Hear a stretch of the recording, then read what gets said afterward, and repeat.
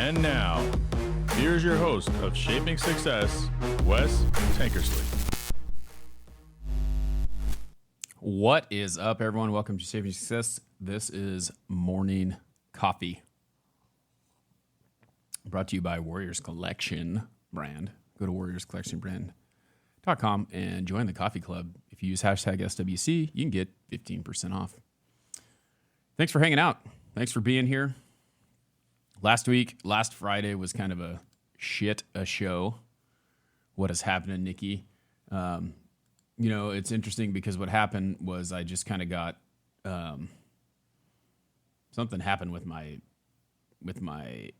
live stream crap. And it's funny because I use a Mac, I use Ecamm. I always have a lot of stuff going on in the background, and it always kind of just sometimes gets a little catty-wonkus. Is that a word? It is a word. If you haven't heard it before, good for you.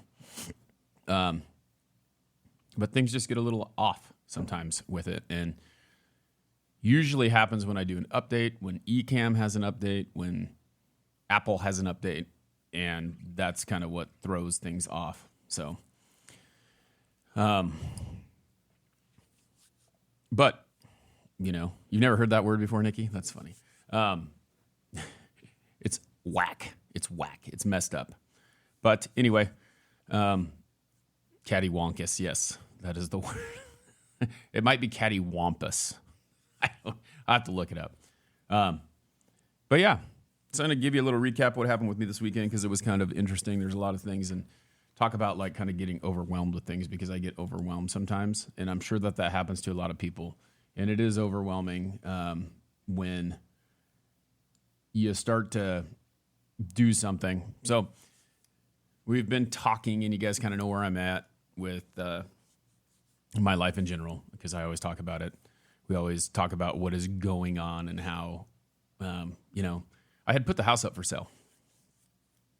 And those of you who have been following me for a very long time know kind of what's going on. Like, I lived in a rental for 2 years. We sold our house 2.5 years ago, moved into a rental, lived there. We made pretty good money on our previous home, and we looked around for a very long time for a lot to build a house on. Okay. So looked. In Boise, Idaho, Treasure Valley, where I live, is like booming. There are so many people moving here right now. It's crazy. Like, I think it was voted number 5 on the top 10 places to live. Okay. And so people are moving here left and right. And it has just, if you were born and raised in Idaho, it's very much so impossible based on living wages in Idaho to have a job in Idaho and be able to buy a house now, because it went from a 1,600 square foot, like I paid $117,000 10 years ago. And then I lived in that house for 6 years, and then I bought another one, and it was $324,000 for a 2,200 square foot home. And it just keeps going up from there. That same home that I bought 10 years ago is on Zillow right now for over $400,000. That's kind of how the market goes. Now, what happens is there's an influx of people moving out from out of state where they make way more money than the median income in Idaho.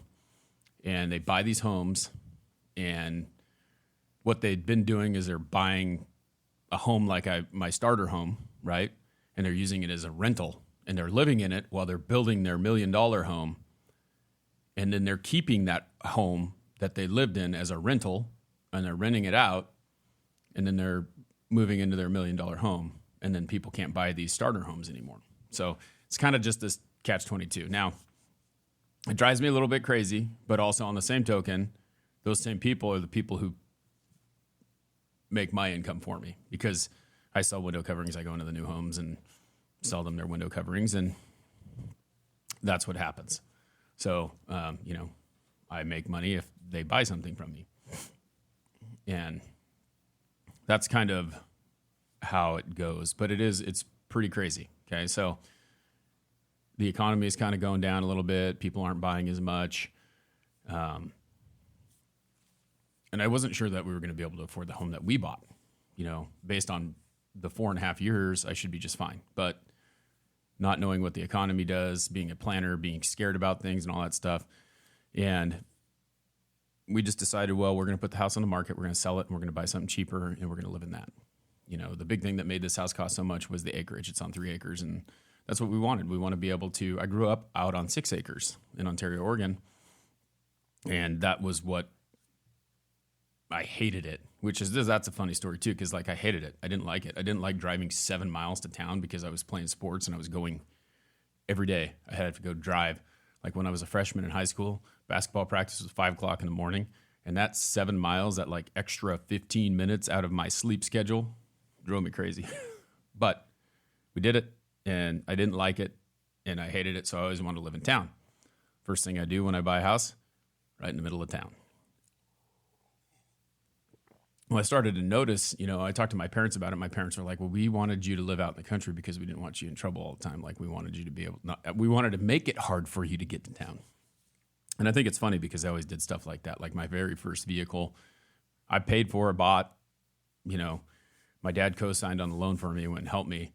But I wanted something with a freaking 454, a big old giant motor in it that was super fast, blah, blah, blah. And he took me out and he bought me this it was a 91 Chevy work truck with a V6 in it because he knew that I couldn't hot rod the damn thing.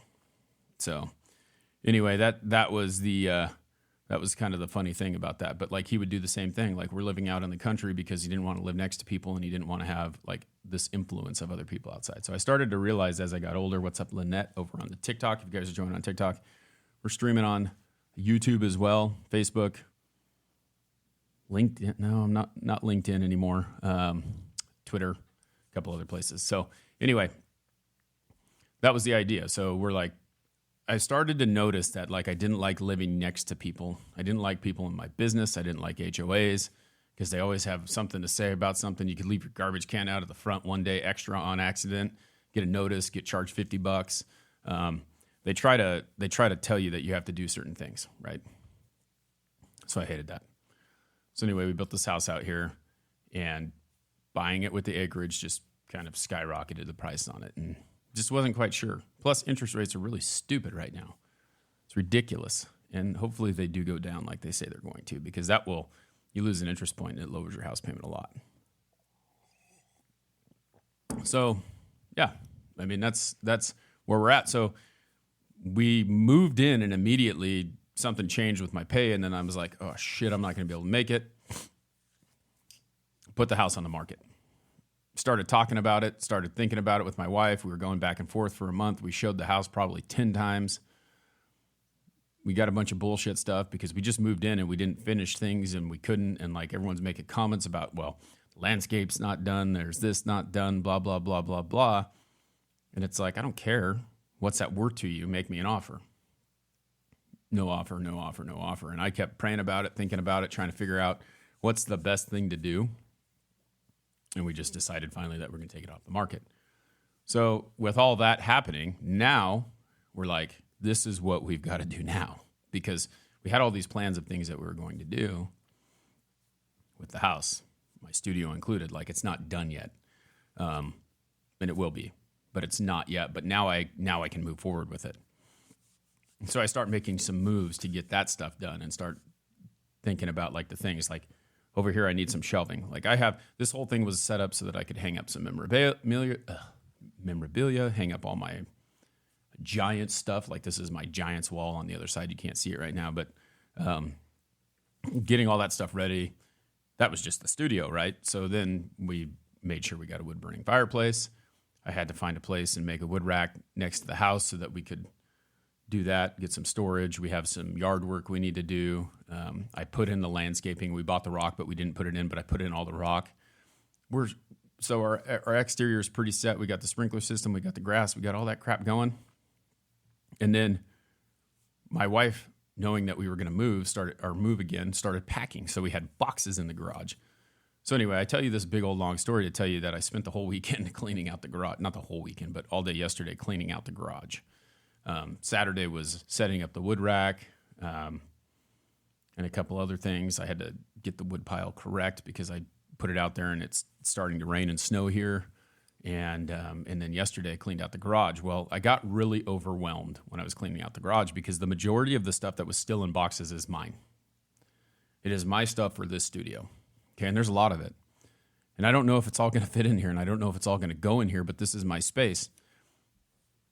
And over here, I was planning on having, cabinets in a shelf and, just a bunch of things over here where I can put all my San Francisco Giants bobbleheads and all that crap and I have a lot of memorabilia. I've interviewed a lot of people on my podcast. I've bought stuff from them, shirts, posters, things like that. I want to hang them up all over. All the stuff that was in my home before the rental that I knew that I was going to get to put back up. And I just didn't do it. Well, my wife's going on, she goes, you got so much crap. I don't even know where you're going to put it all. And I'm like, I don't either. But the reason why I haven't done anything with it is because I don't have the space to put it right now in here. And so I have to go get a couple bookcases and get those put up. And so that's kind of where it's at. But like, I'm looking through these boxes literally going, I got like a whole bin full of pictures and posters and things that I want to hang up. But then I'm going, I can't hang them up yet because I don't know what that's going to look like. So it's like this step-by-step thing. In the camera, like I haven't set that up. It's sitting right in front of me, but I haven't had a chance to set it up. So that's kind of what I've been working through. I need to get that. Thank you for subscribing, man. I appreciate that. We just got a new subscriber on TikTok. Really appreciate that. But I just started setting all that up, and it's crazy. It's like, I need that. I need to do that.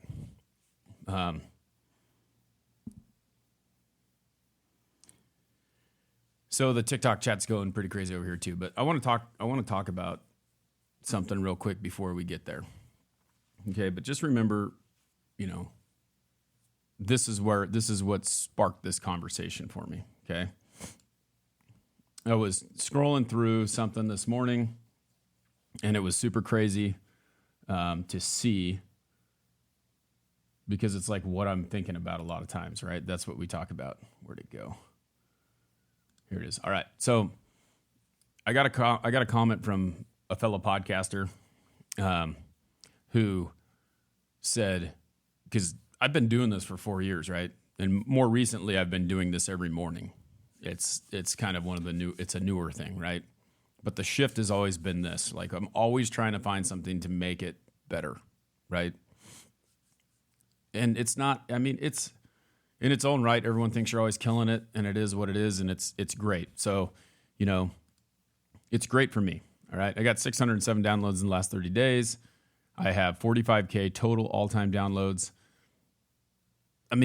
That's not huge. That's on average. They tell me that each episode is going to get about 21 downloads, right? And over time, they get a lot more than that. But I know what he's going through. He's talking about in the Men of the House podcast. If you haven't followed that on TikTok, go follow it. But it hasn't been easy every single time, right? Like, it's not something that continually drags in a lot of stuff. But over time, those numbers have happened in the last 4 years. And there's a lot of things that can drive that. But the reality is that people who know the meaning of the show is to show you that success is whatever you make it. To me, 45,000 downloads is pretty damn good. To me, and I complain about it a lot on TikTok, 250 views. When you really think about the big picture, that's 250 people that you're not in front of. Okay? You think about the amount of people that you talk to in a day, that you influence or have a conversation with, or that influence you. And if I think about it, like today, I'm going to probably talk to my wife, my daughter, my son. Okay. My son's 2, my daughter's 10, my wife and I have conversations all day, every day. That's 3, right? I may talk to my boss, 4. I may talk to my coworkers, 5 and 6. And then I have 2 customers today. And then I may talk to, I'm going to the furniture store to go look at bookshelves. There's 1 to 2 more people there. If you just add up the people that you talk to, you influence, that influence you in a day, it's not very many, right? But 250 people, or I've got 3 people in the chat room on TikTok right now. I've got I got to look at it. It tells me I got 3 people watching me on other platforms. plus the 250 views of every video that I get, that's a lot of people over time. I've had the attention of 45,000 people over 4 years. Okay? That's a lot. And so you never know what you say or what you do, how impactful it will be to other people. Okay? That's right. You're right. I talked to so I mean, I'm just saying, Nikki, like 15 people over the day, right? Plus starting to think about all those other people that you catch and that you may influence. So it really is a lot more than what you think it is. Okay. So what I said in that post in his last post on my TikTok was, I saw this morning, and I don't know if Morgan Freeman said it. I don't know if that's where it came from, but it was right in front of Morgan Freeman's picture. And it said, never lose hope tomorrow. Never lose hope. Tomorrow could be the day that you have been waiting for. So you never know. That one post that you make, 250 people today could be 250,000 tomorrow. But if you don't do it, it could be zero. It would be zero, right? It would be 2. It would be 3. It could be those 15 people that you're talking to. So if you really, really want to be successful in what you're doing, and you really want to build on what's going on, you have to never lose hope. You have to know in your heart that what you are doing, if you believe in it, will happen. And that's gold right there. It is not easy, right? It is not easy. Self-doubt is the killer of all dreams, okay? Self-doubt is the killer of all dreams. So when you start doubting what you're doing, it could end it. And the hard part is to keep going, right? And if you believe in it, it's going to happen. So that's my spiel today. I'm on my soapbox right now, I feel like, but never stop if you believe in it. And I was listening to, it's funny because I listen to books, right? Like in last Friday, things went all weird with the podcast, right? Like I couldn't get it to shut off, and who knows if this is even going to happen today, but I'm glad that there's people live watching it right now. And there was last week, but those people are the only people that heard it because it's actually on my YouTube. So it stayed on my YouTube, but I couldn't end it. I couldn't stop it. Something goofy was happening because like right now we're doing this and then I'll hit the outro and we'll be out, right? We'll be done. But I couldn't stop it last week because my computer was being silly.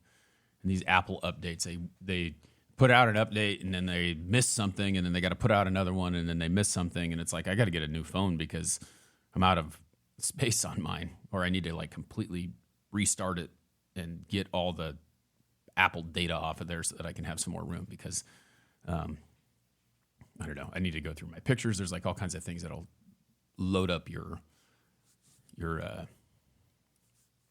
data on your phone and stop you from being able to even update it. So like you go update it. There's not enough space. And it's like, shit, I need that space.